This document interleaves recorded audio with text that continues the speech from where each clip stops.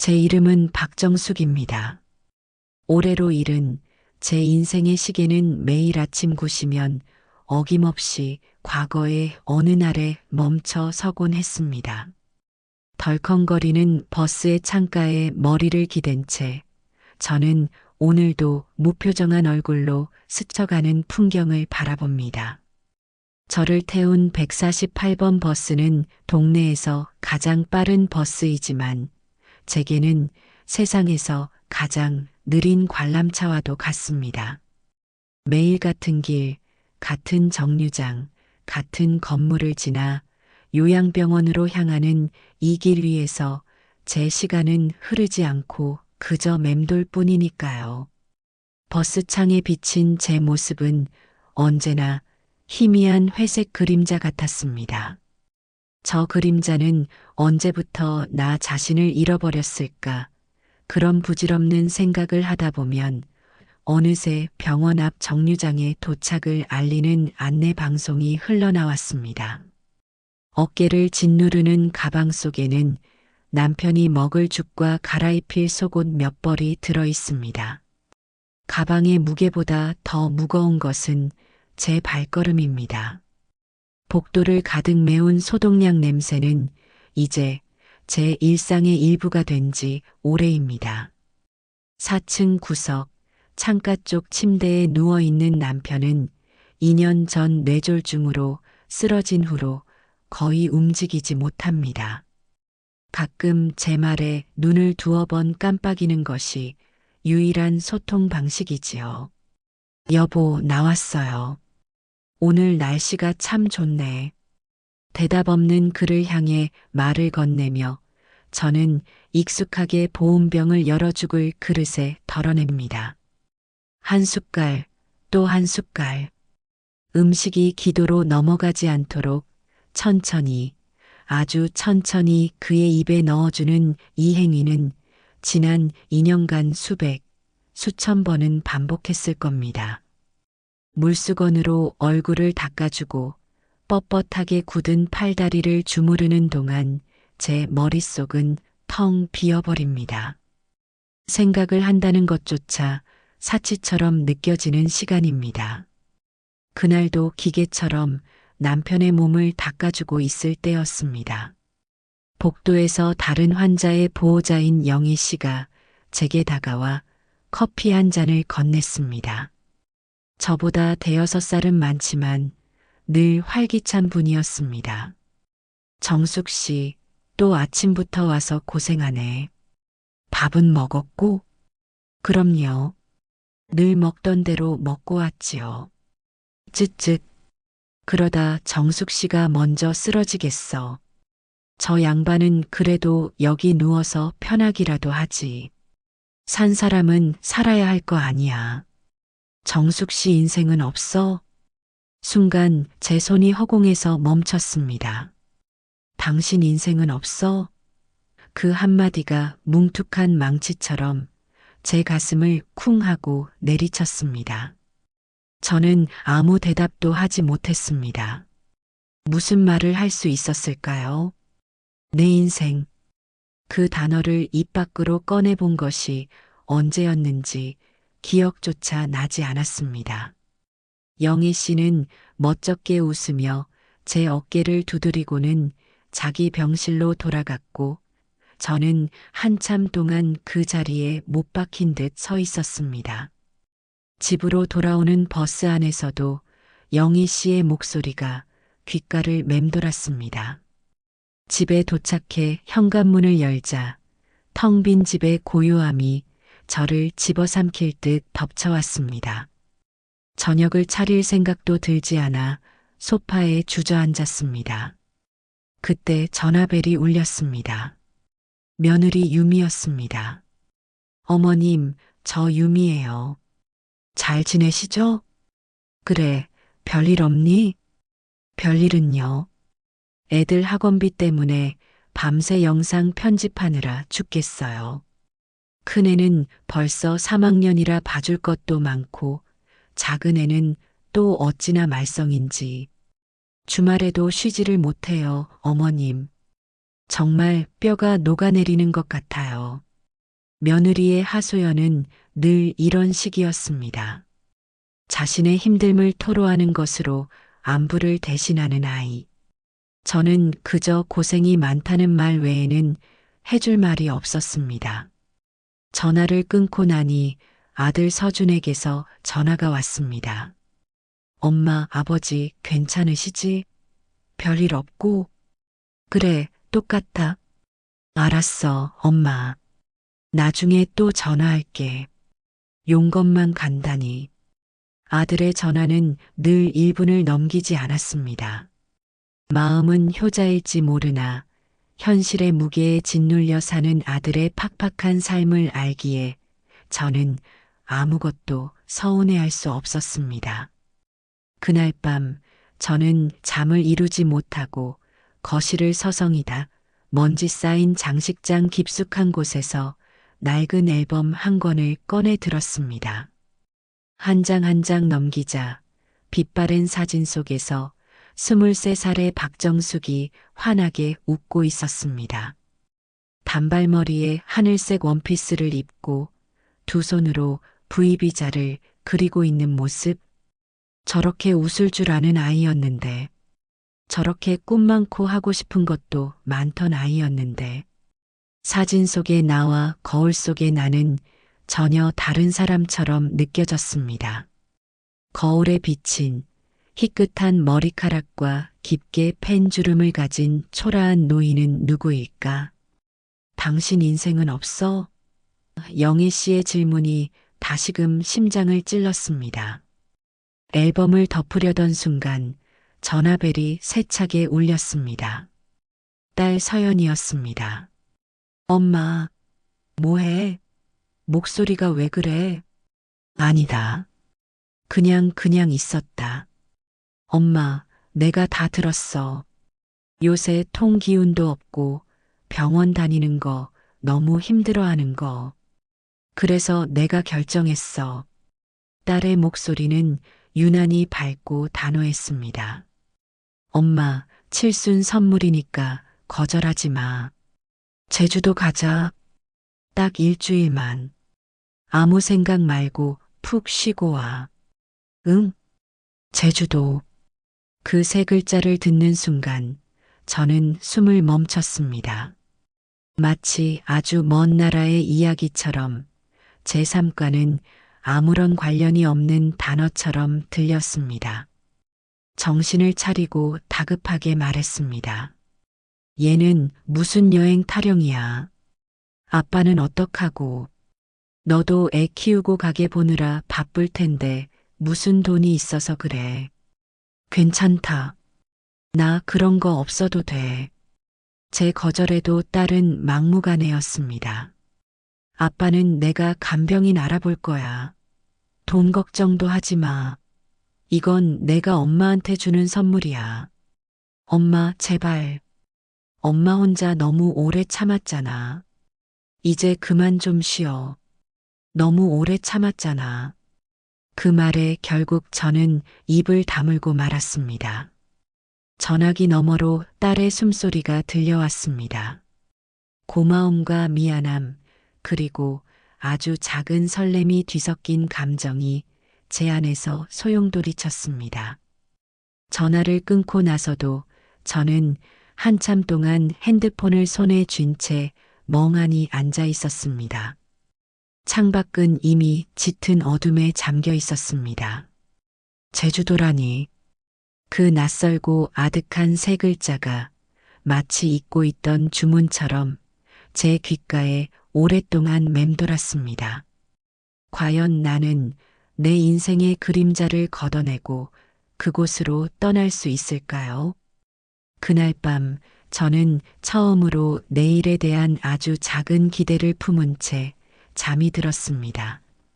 딸 서연이와의 통화가 끝난 후 제 삶에 아주 미세한 균열이 생기기 시작했습니다. 지난 2년간 굳건하게 닫혀있던 마음에 제주도라는 세 글자가 가느다란 빗줄기처럼 스며든 것입니다. 그날 밤 저는 오랜만에 뒤척이지 않고 잠이 들었습니다. 꿈조차 꾸지 않는 깊은 잠이었습니다. 다음 날 아침 눈을 떴을 때 세상은 어제와 조금 달라 보였습니다.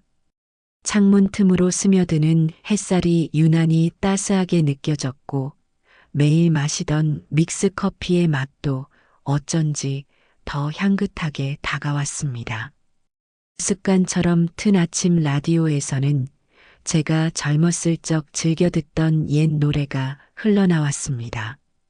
저도 모르게 콧노래를 흥얼거리다 이내 낯선 제 모습에 멋쩍은 웃음을 지었습니다.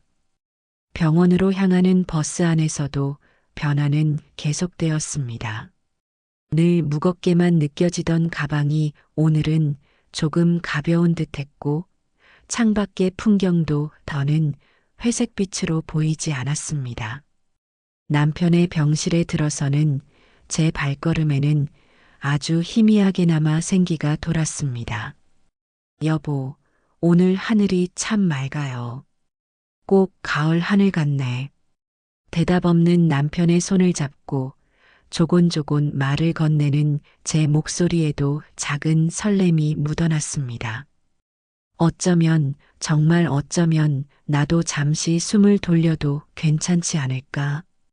그 생각은 아주 작고 조심스러운 씨앗처럼 제 마음 한구석에 뿌리를 내리기 시작했습니다. 그날 오후 핸드폰이 연달아 울렸습니다. 딸 서연이에게서 온 문자 메시지였습니다. 엄마, 비행기 예약했어. 아침 10시 비행기야. 뒤이어 바다가 한눈에 들어오는 아늑한 펜션 사진이 도착했습니다. 통유리창 너머로 푸른 바다가 펼쳐진 그림같이 아름다운 곳이었습니다. 사진을 보는 순간 제 심장이 쿵 하고 내려앉았습니다. 기쁨보다는 낯선 죄책감이 먼저 고개를 들었습니다. 소독약 냄새 가득한 삭막한 병실에 누워있는 남편의 얼굴과 사진 속 평화로운 펜션의 풍경이 머릿속에서 어지럽게 겹쳐졌습니다. 내가 저런 곳에서 편히 쉴 자격이 있을까? 남편을 홀로 두고 나 혼자 즐거워도 되는 걸까? 사진 속 푸른 바다는 제게 손짓하는 듯 하면서도 동시에 넘어서는 안 될 선을 긋는 것처럼 느껴졌습니다. 저는 조용히 핸드폰 화면을 껐습니다. 딸의 성의가 고마우면서도 그 성의가 제게는 감당하기 힘든 무게로 다가왔습니다. 며칠 동안 저는 그 죄책감과 작은 기대 사이에서 위태로운 줄타기를 했습니다. 그러던 중 아들 서준에게서 전화가 걸려왔습니다. 평소 용건만 간단히 하던 아들이었기에 저는 의뢰 안부 전하려니 생각했습니다. 엄마, 칠순 여행 가신다면서요? 누나한테 연락받았어요. 아응. 내 누나가 자꾸 가자고 성화라서. 제 대답에 아들은 잠시 머뭇거렸습니다. 그 짧은 침묵 속에서 저는 불길한 예감을 느꼈습니다. 아니나 다를까 아들의 목소리는 한층 더 낮고 조심스러워졌습니다. 그래서 누나가 비용 좀 나눠서 내자고 하더라고요. 당연히 내야죠. 그런데 와이프가 좀 그랬어요. 와이프가 좀 그랬다. 그 한마디에 제 심장이 차갑게 식어내리는 것을 느꼈습니다. 설명할 수 없는 고요한 한기가 등줄기를 타고 흘렀습니다. 저는 아무 말도 하지 않고 아들의 다음 말을 기다렸습니다. 요즘 애들 학원비며 뭐며 돈 들어갈 때가 많잖아요. 장모님 칠순 때는 그냥 식당 하나 잡고 가족끼리 밥만 먹었거든요. 그거 생각하니까 좀 그런가 봐요. 굳이 제주도까지 가야 하냐고 해서. 아들의 말은 비수처럼 날아와 제 가슴에 박혔습니다. 며느리의 불평을 전하는 그 목소리에는 미안함보다는 난처함이 더 크게 묻어 있었습니다. 저를 위로하기보다는 자신의 곤란한 처지를 이해해달라는 호소에 가까웠습니다. 뭐 저야 괜찮은데 와이프가 그런 얘기를 하니까 괜히 또 눈치 보이고 엄마도 사실 여행 별로 안 좋아하시잖아요. 예전에도 그러셨고 마지막 한마디는 제게 확인 사살과도 같았습니다. 엄마도 여행 별로 안 좋아하시잖아요. 아들은 제 존재를, 제 욕망을 그렇게 간단히 지워버렸습니다. 평생을 가족을 위해 희생하며 살아온 제게 여행을 좋아하지 않는 사람이라는 딱지를 붙여버린 것입니다. 제가 언제 여행을 싫다고 말했던가요? 그저 갈 수 없었을 뿐이고 가고 싶다는 생각조차 사치라 여기며 살았을 뿐인데 자식들은 저의 체념을 저의 본성으로 착각하고 있었습니다. 순간 며칠간 제 마음을 부풀게 했던 작은 희망과 설렘이 풍선처럼 터져버리고 그 자리에는 시커먼 허탈감만이 남았습니다. 차라리 대놓고 반대했다면 이토록 비참하지는 않았을 겁니다. 하지만 아들의 애매한 태도, 누구에게도 책임지지 않으려는 그 교묘한 거리두기가 제 마음을 더 깊게 짓눌렀습니다. 저는 한참 동안 숨을 고른 뒤 단호하게 말했습니다. 제 목소리는 저 자신도 놀랄 만큼 차갑고 메마르게 울렸습니다. 그래. 그럼 걱정하지 마라. 나 여행 안 갈란다. 너희한테 부담 주기 싫다. 아니, 엄마. 그런 뜻으로 말한 건 아니고 그냥 와이프가 그러니까 내가 좀 애매하다는 거지. 됐다.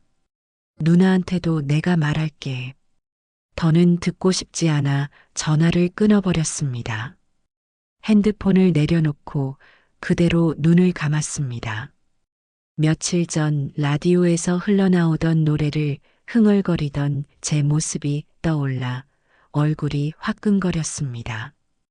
혼자만의 착각에 빠져 잠시나마 들떴던 제 자신이 한심하고 부끄러웠습니다. 그날 밤 저는 딸 서연에게 전화를 걸었습니다. 나 여행 안 갈란다. 뭐? 엄마, 또 왜 그래? 용진이가 뭐라 그랬어? 아니다. 괜히 용진이한테 이상한 소리 하지 마라. 걔네 애들이 둘이다, 둘. 얼마나 힘들겠니? 괜히 여러 사람 힘들게 하고 싶지 않다. 너도 애 키우고 살림하느라 빠듯할 텐데 나 혼자 놀러 가는 것도 욕심이지. 그냥 안 가는 게 맞는 것 같아. 제 말에 딸은 깊은 한숨을 내쉬었습니다. 말끝을 흐리는 딸의 목소리에는 실망과 안타까움이 뒤섞여 있었습니다. 전화를 끊고 나서 저는 텅 빈 방 안을 가만히 바라보았습니다. 그리고 서연이가 보내주었던 펜션 사진을 다시 열어보았습니다. 푸른 바다와 하얀 파도, 그림 같던 그 풍경을 손가락으로 한번 쓱 밀어 화면에서 지워버렸습니다. 마치 제 인생에서 잠시 반짝였던 작은 꿈을 지워버리듯 그렇게 저는 다시 아무 일도 없었다는 듯 박정숙이라는 이름 대신 엄마와 아내라는 그림자 속으로 걸어 들어갔습니다. 여행을 가지 않겠다고 선언한 후 제 세상은 다시 잿빛으로 가라앉았습니다. 잠시나마 색을 되찾았던 풍경은 원래의 무채색으로 돌아왔고 제 일상은 다시금 멈춰버린 괴종시계처럼 고요하고 무겁게 내려앉았습니다. 병원으로 향하는 길은 전보다 더 길게 느껴졌고 남편의 병실을 채운 소독약 냄새는 한층 더 코를 찔렀습니다. 희망이라는 것을 아주 잠깐 엿보았기 때문일까요? 이전과 똑같은 일상이었지만 그 무게는 몇 배나 더 버겁게 제 어깨를 짓눌렀습니다. 그렇게 며칠이 흘렀습니다. 저는 다시 예전의 박정숙으로 말없이 모든 것을 감내하는 아내이자 엄마로 돌아가려 애썼습니다. 하지만 제 마음과는 달리 딸 서연이는 이 전쟁을 끝낼 생각이 없어 보였습니다. 그날 저녁 설거지를 하고 있는데 핸드폰이 요란하게 울리기 시작했습니다. 한 번이 아니었습니다. 띵동, 띵동. 마치 제발 좀 보라고 아우성을 치는 듯한 알림음이 연달아 이어졌습니다. 마지못해 물 묻은 손을 닦고 핸드폰을 확인하자 딸에게서 온 메시지가 화면을 가득 채우고 있었습니다. 엄마, 이거 진짜 취소 못해.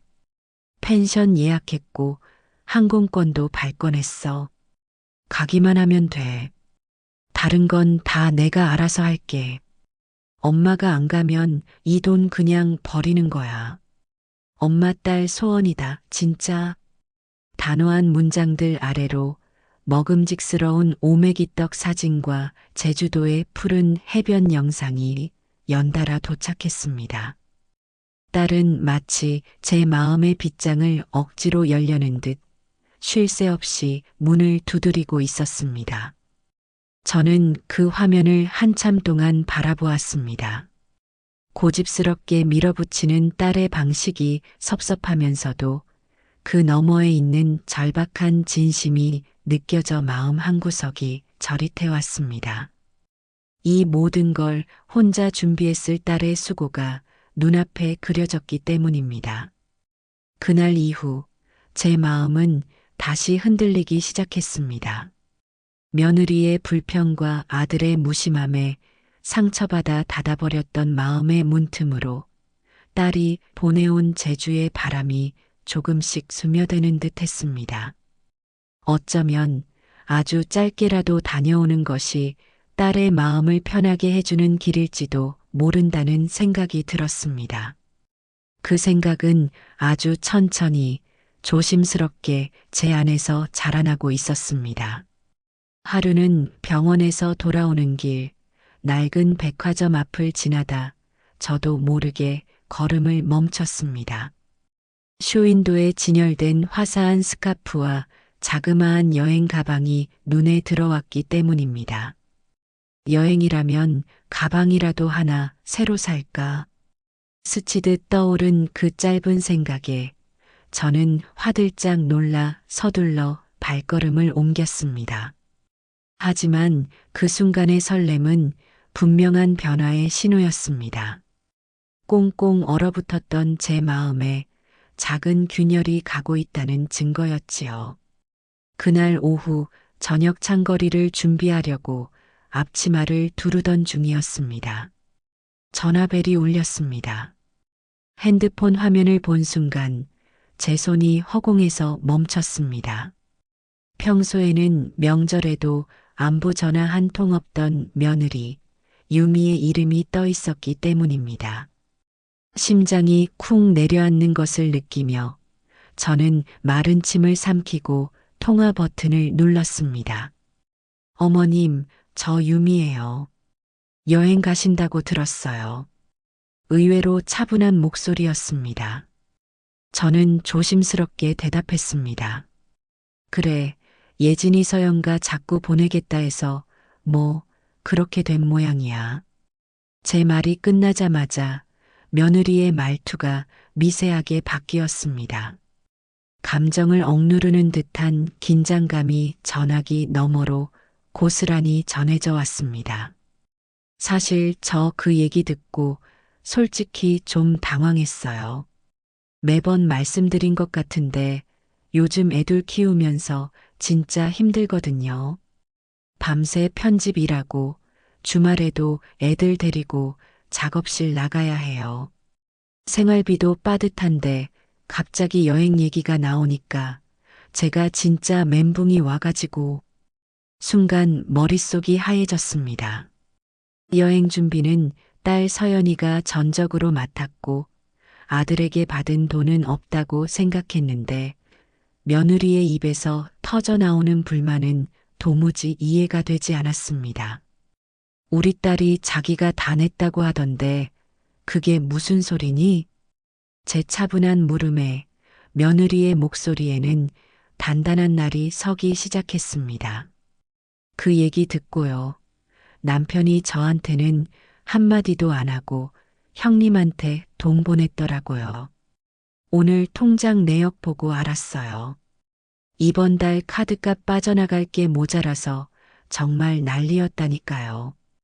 저 진짜 속 뒤집어지는 줄 알았어요. 말문이 막혔습니다. 아들이 몰래 돈을 보냈다는 사실에 기특한 마음이 들면서도 며느리가 이 이야기를 굳이 제게 해야 하는 이유를 알 수 없었습니다. 같은 말이라도 조금은 돌려 말할 수 있었을 텐데 며느리의 말투에는 상황에 대한 배려라고는 찾아볼 수 없었습니다. 어머님, 저 진짜 요즘 벼랑 끝이에요. 프리랜서가 무슨 고정 수입이 있겠어요? 학원비에 돌봄비에 물가 올라가는 거 어머니도 뉴스 보시면 아시잖아요. 근데 이런 상황에서 여행까지 간다고 하시니까 저는 정말 감당이 안 돼요. 더는 말을 잇지 못했습니다.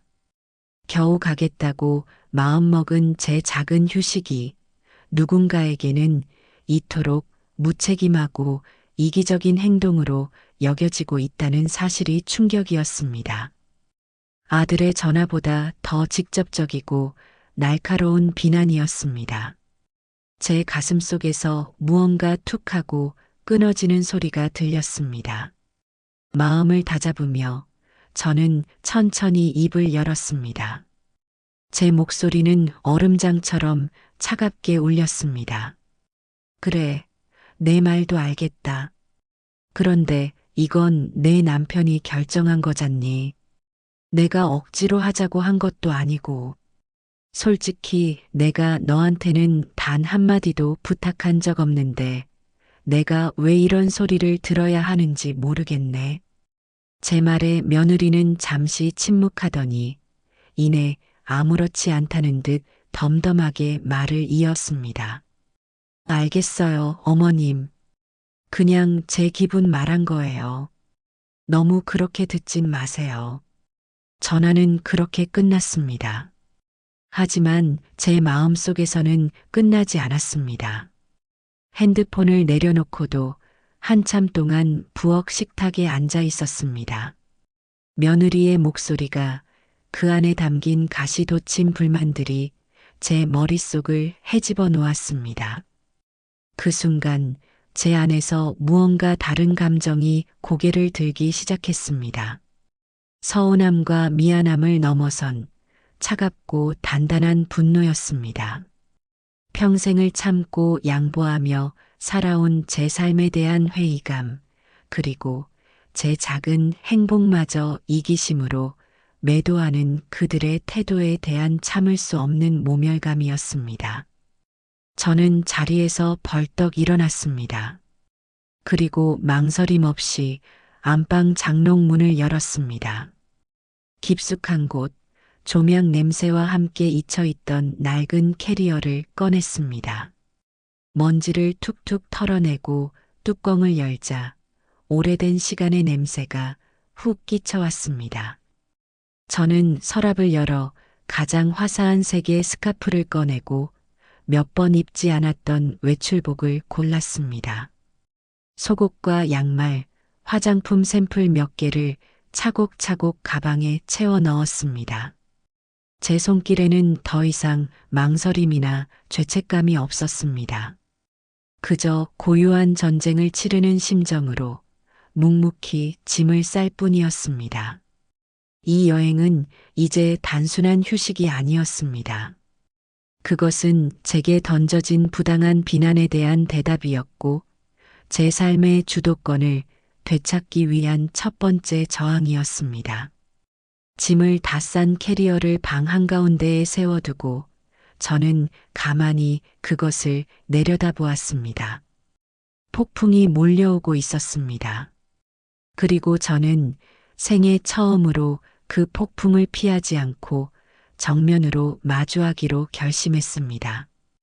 여행 당일 아침, 저는 평소보다 일찍 눈을 떴습니다.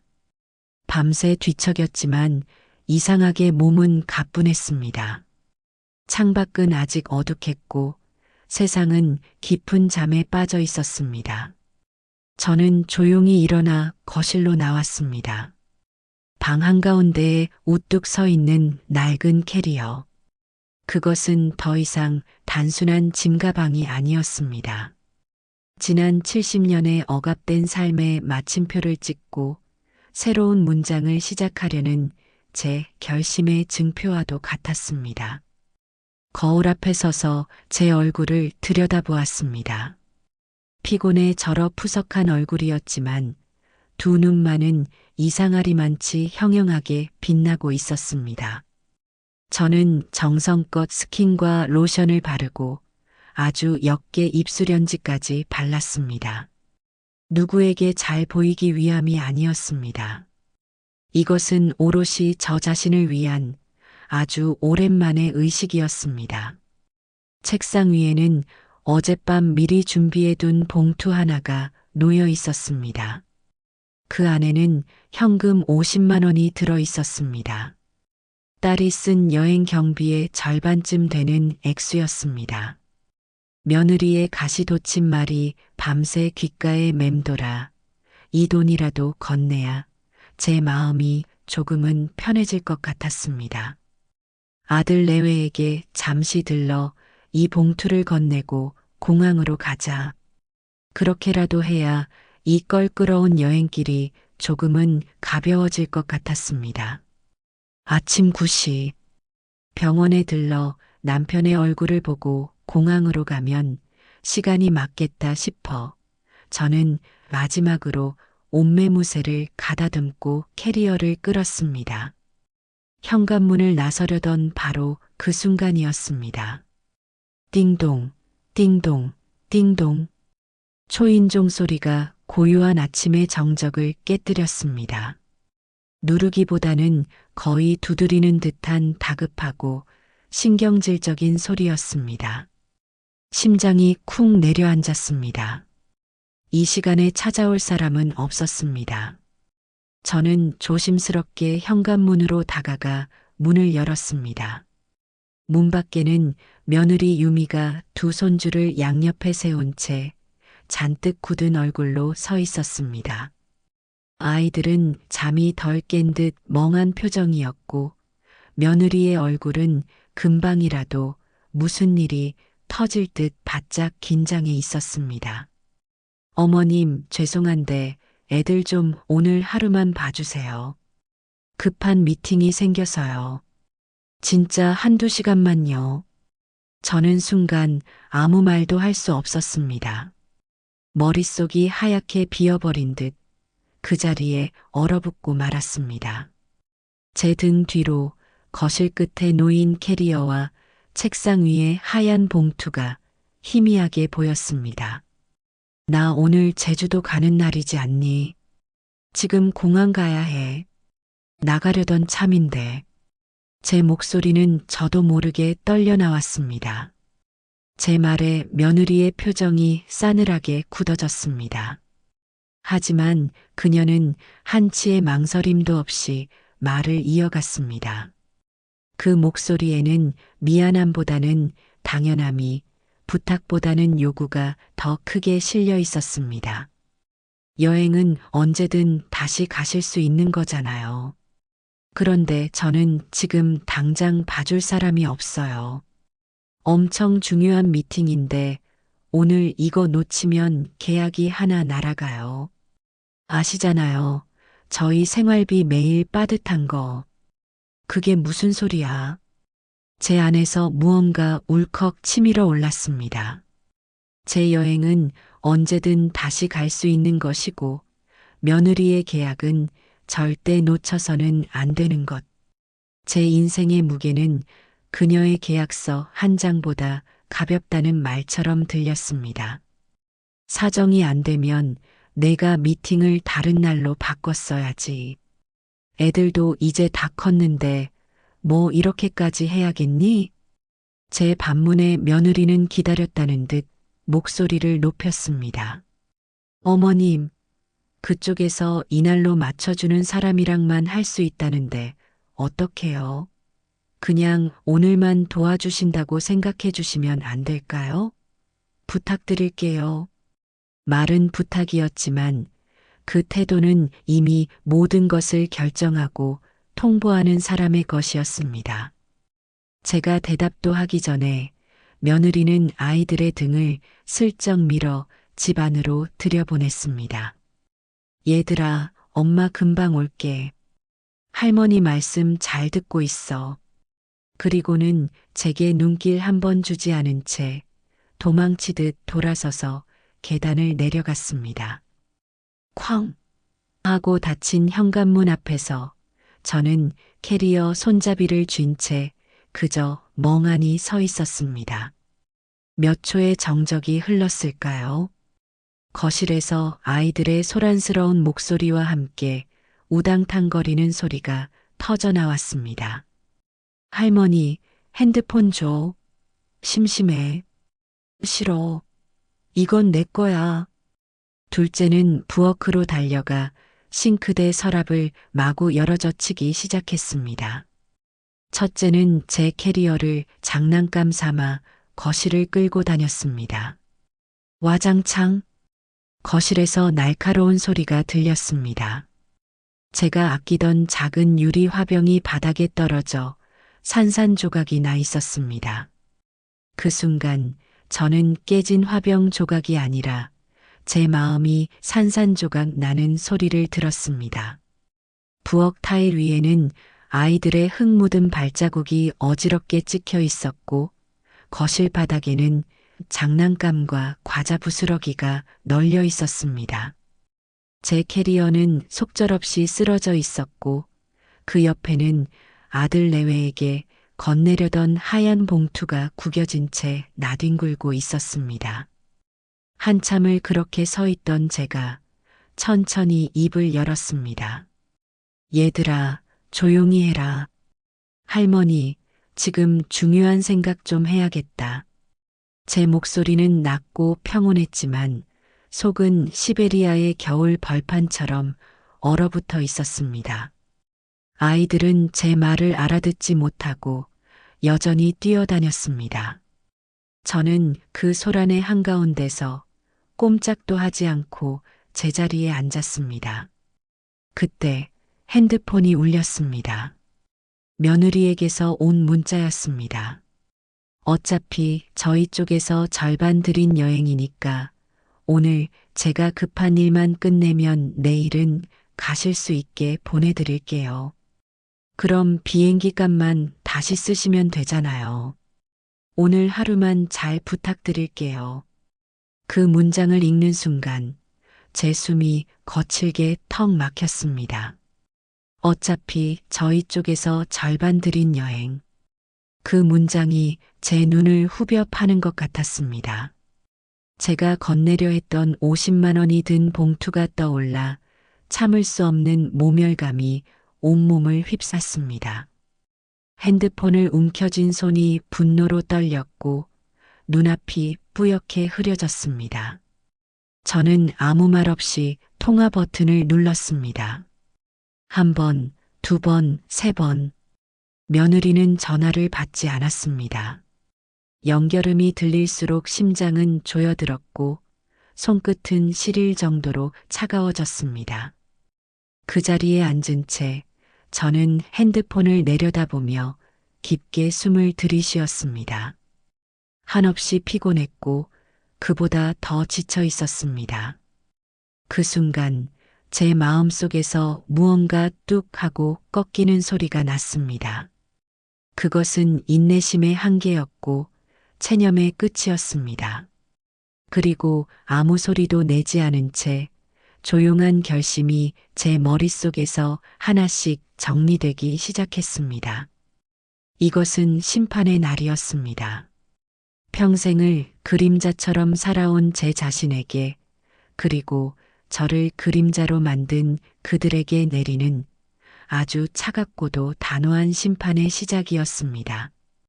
아이들의 소란을 등 뒤로 한 채 저는 거실 한가운데에 망부석처럼 앉아 있었습니다.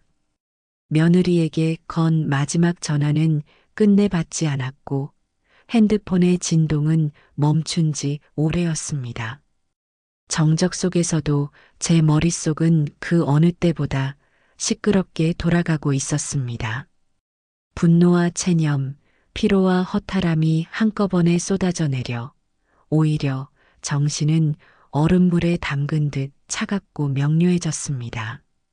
뜨거웠던 분노가 가라앉은 자리에는 단단하고 서늘한 결심만이 남았습니다. 그때였습니다. 쿵 하고 무언가 크게 부딪히는 소리가 들렸습니다. 놀라서 고개를 돌리자 첫째 손주가 현관 앞바닥에 쓰러져 울고 있었습니다. 제 캐리어를 끌고 다니다 발이 걸려 넘어진 모양이었습니다. 아이의 이마에서는 붉은 피가 조금씩 배어나오고 있었습니다. 엄마 보고 싶어, 으앙. 아이의 울음소리가 찢어질 듯 집안을 울렸습니다. 그 순간 저는 제 안에 마지막 무언가가 끊어지는 것을 느꼈습니다. 이것은 단순히 제 여행을 망친 문제가 아니었습니다. 이것은 안전의 문제였고 책임의 문제였습니다. 그리고 저는 더 이상 이 무거운 책임을 짊어질 힘도 의지도 없었습니다. 저는 곧장 아이를 안아들고 등을 토닥이며 달랬습니다. 하지만 제 행동은 기계적이었고 마음은 동요하지 않았습니다. 아이를 달래면서도 제 머릿속은 다음 행동을 계획하고 있었습니다. 그 와중에 핸드폰이 울렸습니다. 발신자는 아들 서준이었습니다. 마지막 기회일지도 모른다고 생각하며 전화를 받았습니다. 전화 잘했다. 아니, 애들 엄마가 다짜고짜 집에 와서 애들 두고 갔는데 어떡하면 좋니? 첫째는 넘어져서 이마에서 피까지 나. 나 비행기 타러 가야 해. 제 다급한 목소리에 아들은 잠시 침묵하더니 이내 피곤한 목소리로 대답했습니다. 엄마, 정말 죄송해요. 와이프한테 얘기는 들었는데 저도 지금 중요한 회의 중이라 꼼짝을 못해요. 데리러 가기엔 지금 상황이 안 좋아서 저 오늘은 어려울 것 같고요. 애들만 잘 좀 봐주세요. 제가 대신 죄송해요. 내일 아침 일찍 데리러 갈게요. 내일. 그 한마디에 제 마음속 어딘가가 툭 하고 끊어졌습니다. 처음엔 한두 시간이라더니 이제는 하룻밤을 꼬박 세우라는 말이었습니다. 이대로라면 제 칠순 기념 여행은 흔적도 없이 사라지고 저는 이틀 밤낮을 이 아수라장 속에서 보내야 할 것이었습니다. 저는 아이를 꼭 안아주었습니다. 그리고 조용히 눈을 감았다 떴습니다. 더 이상의 망설임은 없었습니다. 조용히 자리에서 일어난 저는 울음을 그치지 않는 아이들 앞에 섰습니다. 얘들아, 신발 신자. 할머니가 맛있는 거 사줄게. 잠깐 나갔다 오자. 첫째는 맛있는 거라는 말에 울음을 뚝 그치고 이마를 감싸쥔 채 고개를 끄덕였습니다. 둘째는 상황을 이해하지 못한 채 제 손을 잡고 따라 나섰습니다. 저는 아이들의 손을 잡고 뒤도 돌아보지 않은 채 집을 나섰습니다. 어지럽혀진 거실도 쓰러진 캐리어도 구겨진 돈 봉투도 모두 그 자리에 남겨두었습니다. 이른 오전이었지만 날은 이미 뜨겁게 달아올라 있었습니다. 아이들 입에 먹고 싶다는 과자를 하나씩 물리고 저는 망설임 없이 동네 지구대로 향했습니다. 파란색 간판이 보이자 저는 깊게 숨을 들이쉬었습니다. 문을 열고 들어서자 경찰관 2명이 의아한 눈으로 저를 바라보았습니다. 낯선 노인과 아이 둘, 그 어색한 조합에 시선이 머무는 것이 느껴졌습니다. 무슨 일이세요, 어르신? 젊은 경찰관이 물었습니다. 저는 아이들의 손을 꼭 잡은 채 짧고 분명하게 말했습니다. 제 목소리는 떨리지 않았습니다. 아이들 엄마가 아침에 저희 집에 애들을 맡기고 연락이 끊겼습니다. 저는 오늘 제주도에 가야 하고 곧 공항에 가지 않으면 비행기를 놓칩니다. 이 아이들은 현재 방치된 상태입니다. 첫째는 집안에서 넘어져 이마를 다쳤고요. 제 말에 경찰관들은 당황한 기색이 역력했습니다. 나이 든 경찰관이 조심스럽게 물었습니다. 저 혹시 집안 사정이신 건가요? 가족분들 사이의 다툼이라든지. 저는 천천히 고개를 저었습니다. 그리고 제 인생에서 가장 중요한 선언이 될 말을 입 밖으로 꺼냈습니다. 네. 제가 법적으로 얘네 할머니는 맞습니다. 하지만 가족이 맞는지는 잘 모르겠습니다. 아무튼 저는 이 애들의 할머니일 뿐 보호자는 아닙니다. 경찰관님들이 이 애들 엄마 아빠에게 연락해서 조치를 좀 취해 주십시오. 할머님, 저희가 아이들을 맡아드리긴 어렵고요. 가족분들 일은 가정 내에서 해결을 해 주셔야. 그럼 저는 이 아이들을 빈집에 두고 공항으로 가야 합니까? 저는 아이들의 보호자가 아니라고 말씀드렸습니다. 저도 바쁘신 경찰관님들께 애봐달라고 하는 거 아닙니다. 애들 엄마 아빠가 제 연락은 받지 않으니 공권력의 힘을 빌려 연락을 좀 취해달라는 말씀을 드리는 겁니다. 제 단호한 태도에 경찰관들의 눈빛이 잠시 흔들렸습니다. 그들은 서로 눈짓을 주고받더니 이내 젊은 경찰관이 다가와 아이의 이마를 살폈습니다. 그 사이 저는 다른 경찰관에게 아들과 며느리의 이름과 전화번호를 적어 건넸습니다. 잠시 후 경찰관이 아들에게 전화를 거는 소리가 들렸습니다. 스피커폰은 아니었지만 그의 굳어지는 표정과 간간히 들리는 말들을 통해 상황을 짐작할 수 있었습니다. 예, 이서준 씨 되십니까? 여기는 오오지구대입니다. 자녀분들이 할머님 댁에 맡겨졌다고 들었는데 현재 할머님께서 집을 비우셔야 한다고 합니다. 아이들 인계가 필요합니다. 지금 바로 오실 수 있습니까? 예. 회의 중이시라고요? 그 상황은 이해합니다만 지금 보호자가 부재 중인 상황이라 저희가 조치가 필요해서요. 못 오신다고요? 그럼 어머님 아내께서는 연락이 안 되신다고요. 알겠습니다. 통화가 끝난 후 경찰관은 깊은 한숨을 내쉬며 저를 바라보았습니다. 그의 눈에는 더 이상 의심이 아닌 난처함과 약간의 동정이 서려 있었습니다. 일단 저희가 아이들은 데리고 있겠습니다. 어머님 아내과 연락이 닿는 대로 바로 인계 조치하겠습니다. 어르신은 볼일 보십시오. 저는 말없이 고개를 깊이 숙여 감사 인사를 전했습니다. 그리고 아이들에게는 눈길도 주지 않은 채 뒤돌아 지구대 문을 나섰습니다. 문이 닫히는 순간 등 뒤에서 저를 부르는 아이의 목소리가 희미하게 들리는 듯 했지만 저는 걸음을 멈추지 않았습니다. 지구대를 나서는 순간 제 어깨를 짓누르던 거대한 바위 하나가 사라진 듯 몸이 가벼워졌습니다. 출발 시간은 이미 지났고 공항에 도착해도 비행기를 탈 수 있을지 모를 일이었습니다. 하지만 발걸음이 아쉽지 않았습니다. 저는 길가로 나가 망설임 없이 택시를 잡았습니다. 인천공항으로 가주세요. 택시가 출발하고 창밖으로 익숙한 동네 풍경이 빠르게 스쳐 지나갔습니다. 저는 조용히 숨을 들이쉬며 가방을 열었습니다. 그리고 그 안에 구겨져 있던 건네지 못한 하얀 봉투를 꺼내 들었습니다.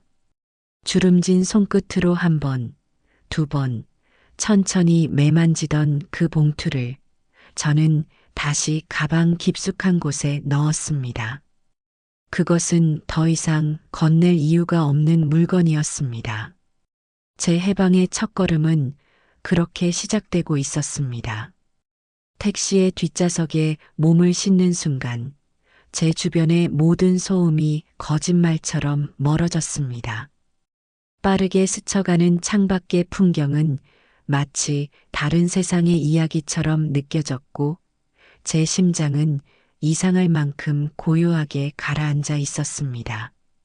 조금 전까지 제 온몸을 휘감았던 분노와 모멸감은 차갑게 식어 단단한 결심이라는 이름의 얼음덩어리가 되어 가슴 한가운데에 자리 잡았습니다. 공항으로 가는 내내 저는 아무 생각도 하지 않으려 애썼습니다.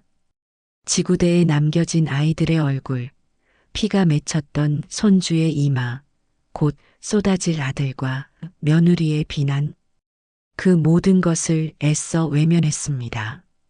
지금 이 순간 제가 되돌아본다면 모든 것은 물거품이 될 터였습니다. 지난 70년간 저를 올감했던 엄마와 할머니라는 이름의 무게가 다시 제 발목을 붙잡을 것이 분명했습니다.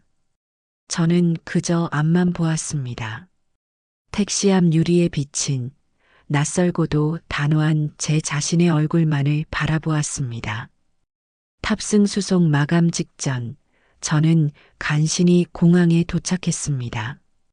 분주하게 오가는 사람들, 쉴 새 없이 울리는 안내 방송 속에서 저는 이방인이 된 기분이었습니다. 캐리어를 끄는 제 손에는 땀이 찼지만 마음은 묘하게 차분했습니다. 몸보다 감정이 먼저 공중에 떠오른 듯 모든 것이 비현실적으로 느껴졌습니다. 항공사 카운터 직원은 제 티켓을 보더니 다급하게 말했습니다. 어르신, 마감 10분 전입니다. 빨리 서두르셔야 해요. 직원의 재촉에 떠밀리듯 수속을 마치고 저는 보안 검색대로 향했습니다. 그 짧은 순간 주머니 속에서 진동이 느껴졌습니다. 꺼두었던 핸드폰 전원을 무의식 중에 켰던 모양입니다. 화면을 확인하자 예상했던 대로 메시지가 폭포수처럼 쏟아져 들어왔습니다. 대부분은 아들과 며느리에게서 온 것이었습니다. 아니, 어떻게 경찰서에 애들을 맡기실 수가 있어요? 저희가 무슨 남한테 애들 맡기고 도망가는 사람들처럼 보이세요? 진짜 어머님, 너무하신 거 아니에요? 엄마, 아무리 그래도 그건 좀 아니었지. 우리도 상황이 있었고, 가족끼리 이런 식으로까지 해야 해? 진짜 이건 좀 심하셨어요. 저는 그 글자들을 아무런 감정 없이 바라보았습니다. 화가 나지도 서운하지도 않았습니다. 마치 신문 기사에 실린 나와는 아무 상관없는 남의 집 이야기를 읽는 듯한 기분이었습니다. 그들의 분노와 원망은 더 이상 제게 닿지 않았습니다. 저는 이미 그들이 사는 세상에서 너무 멀리 떠나와 버린 것일지도 모릅니다. 화면을 쓱 밀어내듯 닫아버렸습니다. 단 한 글자도 답하지 않았습니다.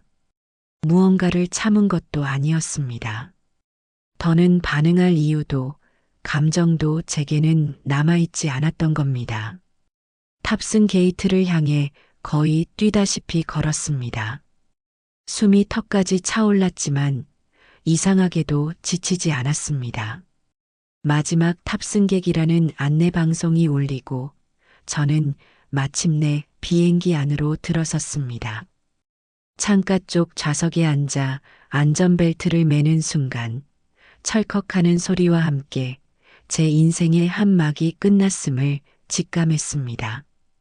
저는 길고 깊은 숨을 내쉬었습니다. 그것은 안도의 숨도 후련함의 숨도 아니었습니다. 모든 것을 쏟아내고 텅 비어버린 지독한 피로의 숨이었습니다. 이윽고 비행기는 육중한 소리를 내며 활주로를 달리기 시작했고 잠시 후 몸이 붕 뜨는 느낌과 함께 창밖의 풍경이 빠르게 멀어졌습니다. 제가 평생을 살아온 도시, 저를 올감했던 집과 골목, 병원과 시장이 장난감처럼 작아지는 것을 보며 저는 창문에 머리를 기댄 채 눈을 감았습니다. 제주에 도착한 그날, 저는 숙소에 짐만 풀어놓고 곧장 바닷가로 향했습니다. 딸이 골라준 조용한 펜션 근처의 해변은 사람이 거의 없었습니다. 하얀 모래사장을 천천히 걸으며 파도 소리를 들었습니다. 철썩하고 부서졌다가 스르르 하고 물러나는 그 소리는 마치 제 마음을 쓸어내려주는 듯 했습니다. 어느 순간 잊고 살았던 평온함이 제 안으로 스며들었습니다. 저는 신발을 벗고 맨발로 모래 위를 걸었습니다. 발바닥에 와닿는 부드럽고 서늘한 감촉이 낯설면서도 좋았습니다. 바닷물이 발등을 간지리며 스쳐 지나갔습니다. 두 손으로 모래를 한 움큼 움켜쥐었다가 스르르 놓아버리기를 반복했습니다. 아무도 없었기에 저는 소리내어 혼잣말을 했습니다. 내가 나를 이렇게 오래 외면하고 살았구나. 그 말은 바람에 흩날려 사라졌지만 제 가슴에는 깊고 선명한 낙인처럼 새겨졌습니다. 남편의 병수발, 자식들의 뒷바라지, 손주들의 돌봄까지 어느 순간부터 제 삶은 온전히 저의 것이 아니었습니다. 저는 누군가의 아내, 누군가의 엄마, 누군가의 할머니로만 존재했습니다. 박정숙이라는 제 이름 석자는 닳고 달아 희미해진 지 오래였습니다. 이곳에 와서야 그 사실을 사무치게 깨달은 것입니다. 눈물이 핑 돌았지만 울지는 않았습니다. 슬픔보다는 이제라도 알아차렸다는 안도감이 더 컸습니다. 한참을 바다를 바라보다 근처에 있는 작은 카페로 들어갔습니다. 통나무로 지어진 아늑하고 조용한 곳이었습니다. 창가에 자리를 잡고 앉아 따뜻한 대추차를 한 잔 시켰습니다. 카페 주인인 듯한 저와 나이가 비슷해 보이는 남자가 차를 가져다 주며 무심한 듯 말을 건넸습니다. 혼자 오셨나 봐요. 날이 참 좋지요? 네, 그러네요. 그는 더 묻지 않고 조용히 자기 자리로 돌아갔습니다. 그 무심함이, 그 적당한 거리가 제게는 더 없는 위로가 되었습니다. 그는 저를 누구의 엄마나 어르신이 아닌 그저 혼자 온 손님으로 대하고 있었습니다. 그 당연한 사실이 제게는 기적처럼 느껴졌습니다. 따뜻한 찻잔을 두 손으로 감싸 쥐었습니다. 창밖으로는 해가 뉘엿뉘엿 지며 하늘과 바다를 온통 붉게 물들이고 있었습니다. 그 장엄하고 아름다운 풍경을 바라보며 저는 수십 년 만에 처음으로 제 자신에게 집중했습니다. 지금 내가 마시는 차의 맛, 내 손끝에 전해지는 찻잔의 온기, 내 귓가에 들리는 잔잔한 음악 소리, 내 눈에 비치는 붉은 노을, 그 모든 것이 오롯이 저만의 것이었습니다. 그날 밤 저는 딸 서연이와 전화를 했습니다. 모든 상황을 차분히 이야기했고 딸은 아무 말 없이 제 이야기를 들어주었습니다. 저를 나무라지도 섣불리 위로하지도 않았습니다. 그저 말없이 듣고 말없이 함께 숨을 내쉬는 것만으로도 저는 큰 위로를 받았습니다. 전화를 끊고 저는 펜션 테라스에 앉아 밤바다를 바라보았습니다. 칠흑 같은 어둠 속에서 하얗게 부서지는 파도 소리만이 가득했습니다. 낯선 곳에서의 첫날 밤, 두렵거나 외롭지 않았습니다. 오히려 평생 처음 느껴보는 완전한 자유와 고요함에 마음이 평화로워졌습니다. 이것이 바로 70년 만에 처음으로 마주한 나 박정숙의 얼굴이었습니다. 제주에서의 시간은 느리게 그리고 온전하게 흘러갔습니다. 서울에서의 제 삶이 쉴 새 없이 돌아가는 톱니바퀴 같았다면 이곳에서의 하루는 조용히 차오르는 찻잔과도 같았습니다. 저는 매일 아침 낯선 새소리에 눈을 떴습니다. 펜션 창문을 열면 짠내 섞인 바닷바람이 제 얼굴을 부드럽게 감쌌습니다. 그것은 소독약 냄새가 아닌 살아있는 생명의 냄새였습니다. 저는 관광객처럼 분주하게 움직이지 않았습니다. 그저 동네를 어슬렁거리며 걷다가 마음에 드는 돌담길이 나오면 한참을 서서 바라보았습니다. 구멍 뚫린 현무암 사이로 피어난 이름 모를 들꽃을 보며 척박한 환경에서도 기어이 피어나는 생명의 경이로움에 대해 생각했습니다.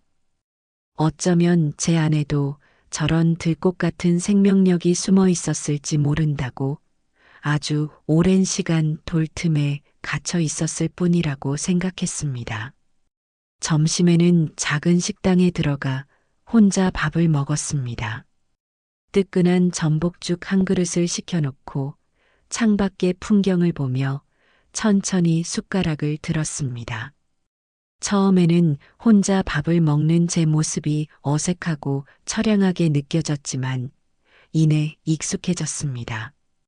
누구의 입맛에 맞출 필요도, 누구의 눈치를 볼 필요도 없이 오롯이 제 속도에 맞춰 음식을 맛보는 행위는 제게 낯선 해방감을 안겨주었습니다. 그날 오후도 저는 해안도로를 따라 하염없이 걷고 있었습니다.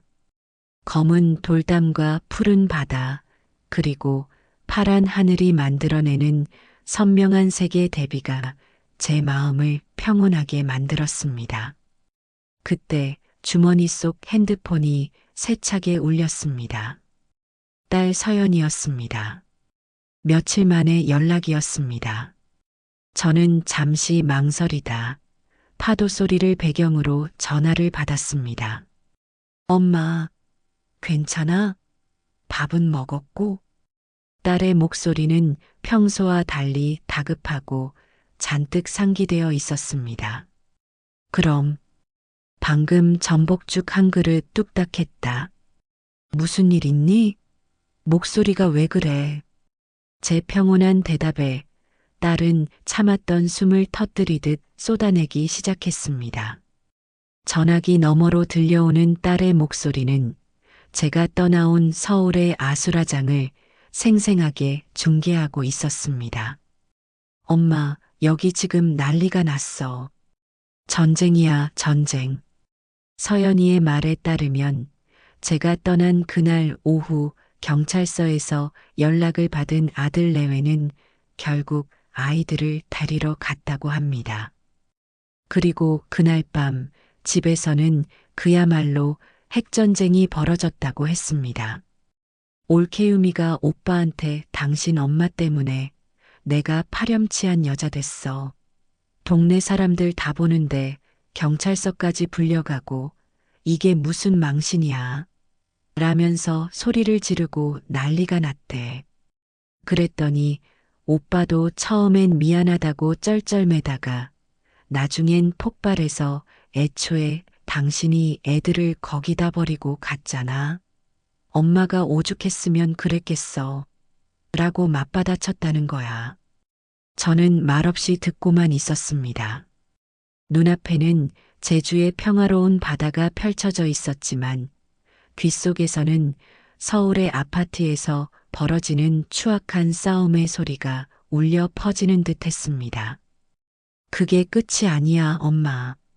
내가 그 소식 듣고 너무 화가 나서 어제 오빠네 집에 쳐들어갔어.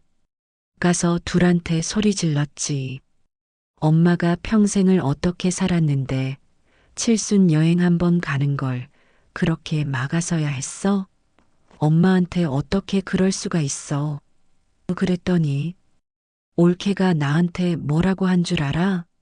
형님은 자식 하나 키우면서 유세 떨지 마세요. 저희는 둘이에요. 형님은 저희 사정 모르잖아요. 이러는 거야. 기가 막혀서 정말. 딸의 목소리는 분노와 서러움으로 떨리고 있었습니다. 저는 눈을 감았습니다. 그들의 싸움이, 그들이 서로에게 던지는 날카로운 말들이 제게는 너무도 선명하게 그려졌습니다. 서로에게 책임을 떠넘기고 자신의 상처만을 주장하며 상대방의 입장은 한치도 헤아리지 않는 그 이기적인 모습들. 예전에 저였다면 당장이라도 가슴이 철렁 내려앉았을 겁니다. 내가 괜한 짓을 해서 자식들 사이에 불화를 만들었구나 하는 죄책감에 밤잠을 설쳤을 겁니다.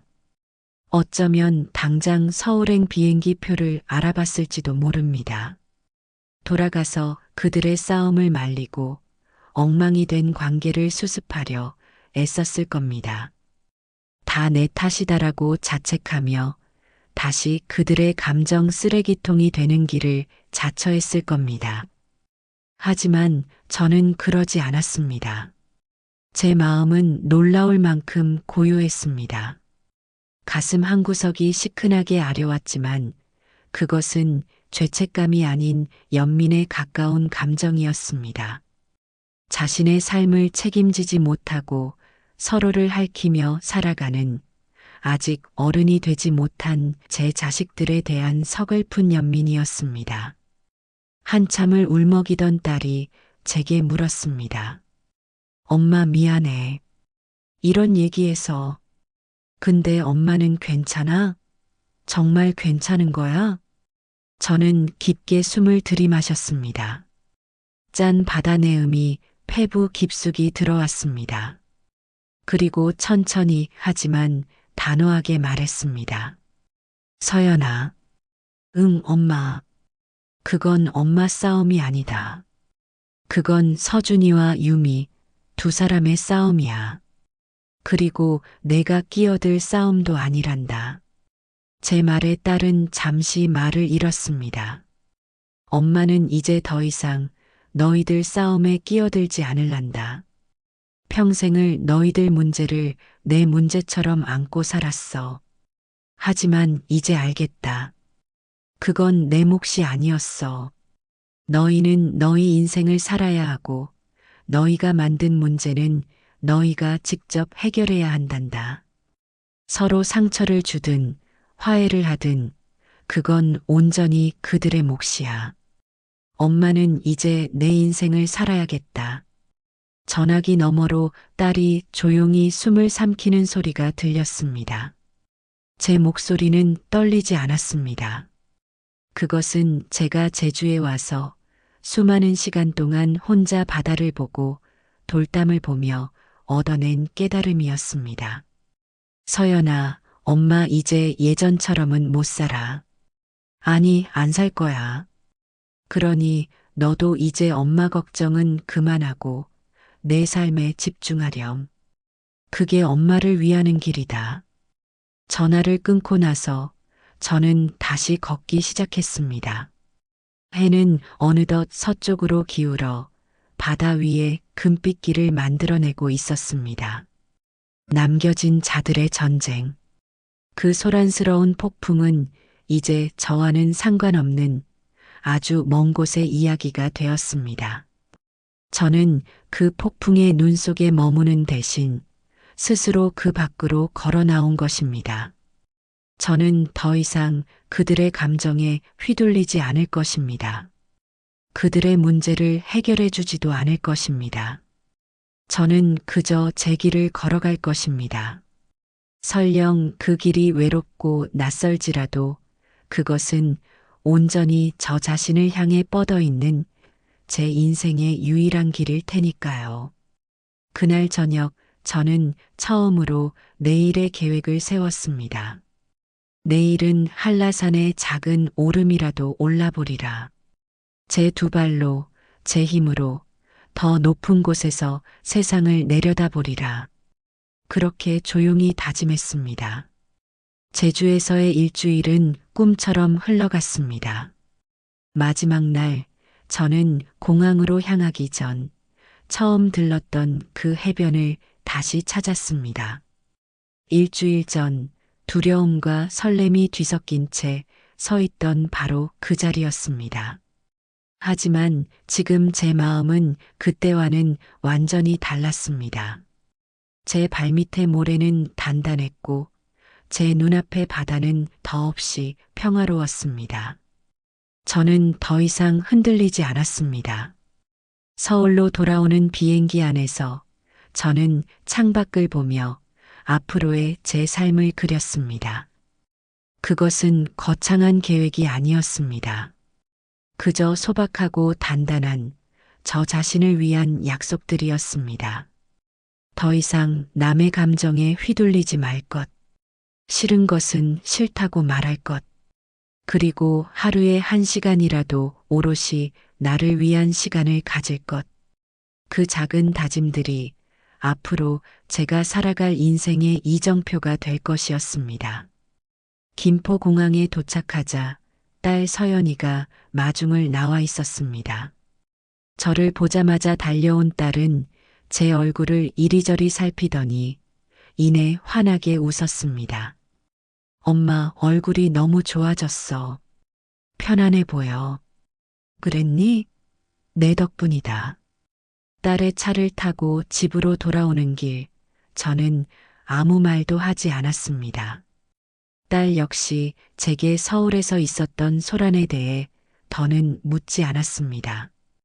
그 침묵은 어색하지 않았습니다. 서로를 이해하고 존중하는 따뜻하고 편안한 침묵이었습니다.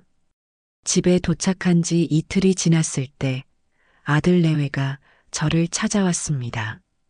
초인종 소리에 문을 열자 잔뜩 수척해진 얼굴의 아들과 고개를 푹 숙인 며느리가 서 있었습니다.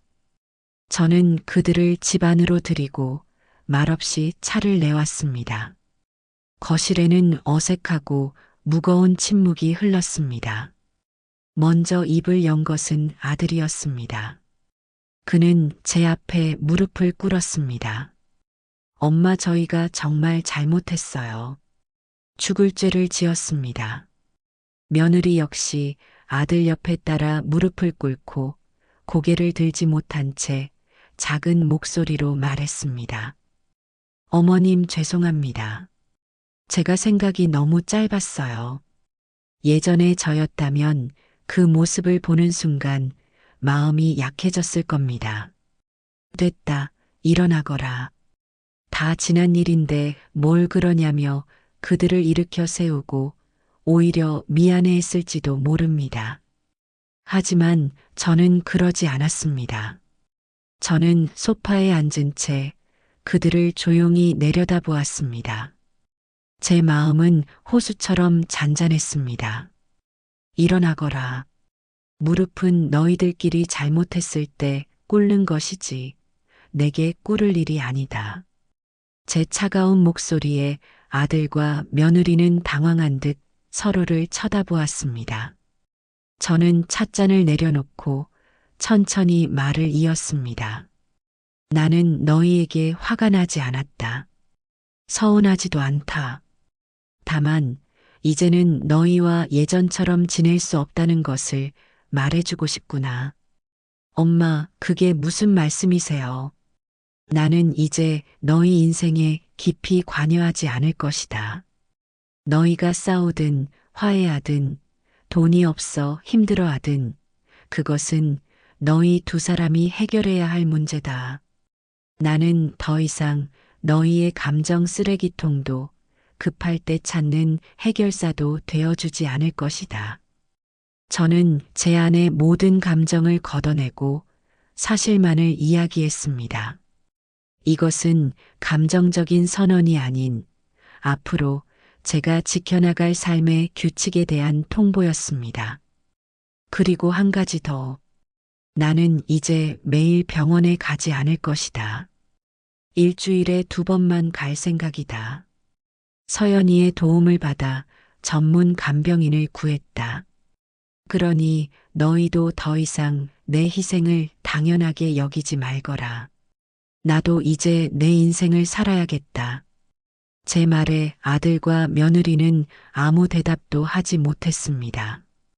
그들의 얼굴에는 당혹감과 서운함, 그리고 아주 약간의 두려움이 뒤섞여 있었습니다. 아마도 그들은 제가 소리치고 원망하기를 바랐을지도 모릅니다.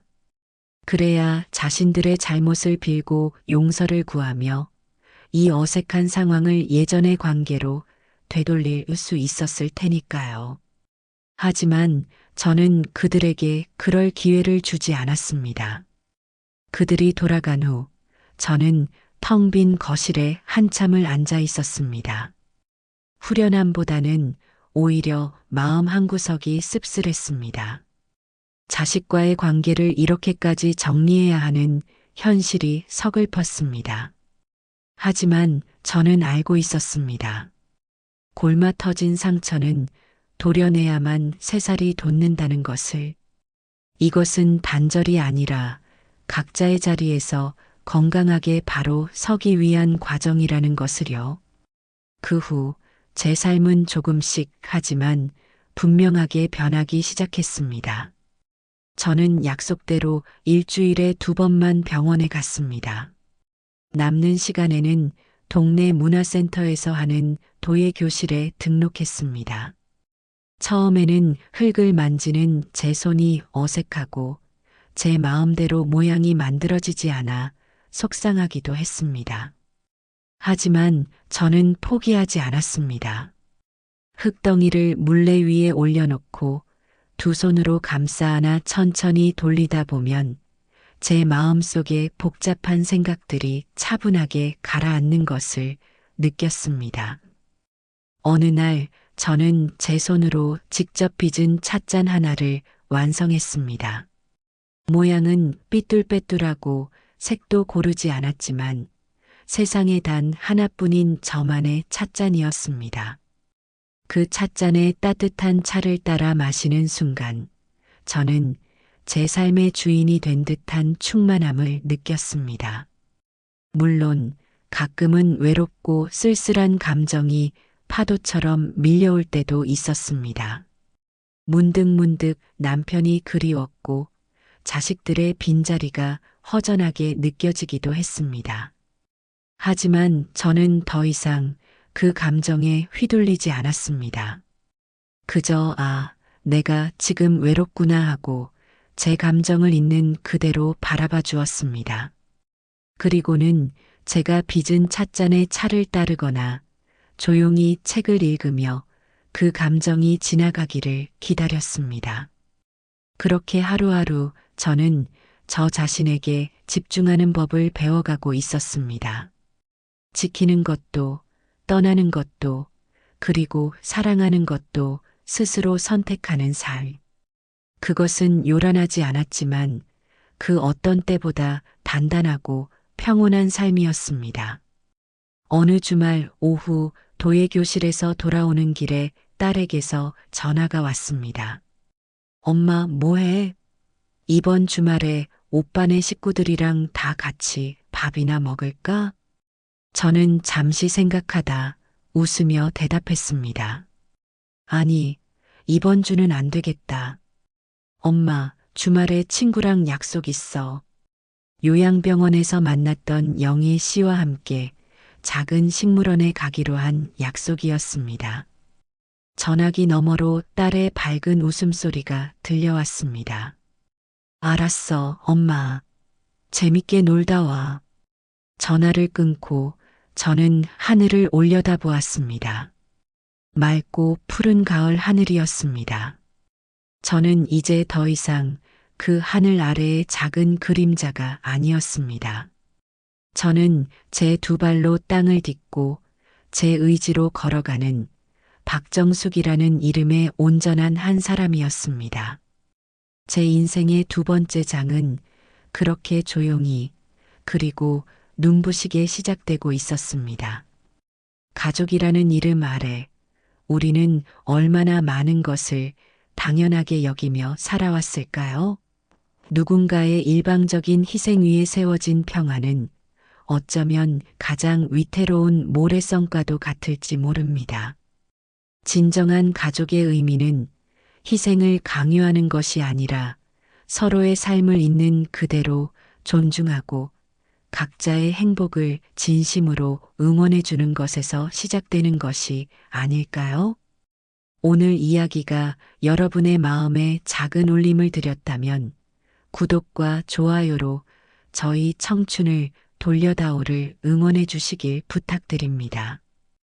여러분의 따뜻한 관심과 격려가 저희가 더 좋은 이야기를 만드는데 가장 큰 힘이 됩니다. 다음에도 여러분의 가슴을 울리는 또 다른 이야기로 찾아뵙겠습니다. 고맙습니다.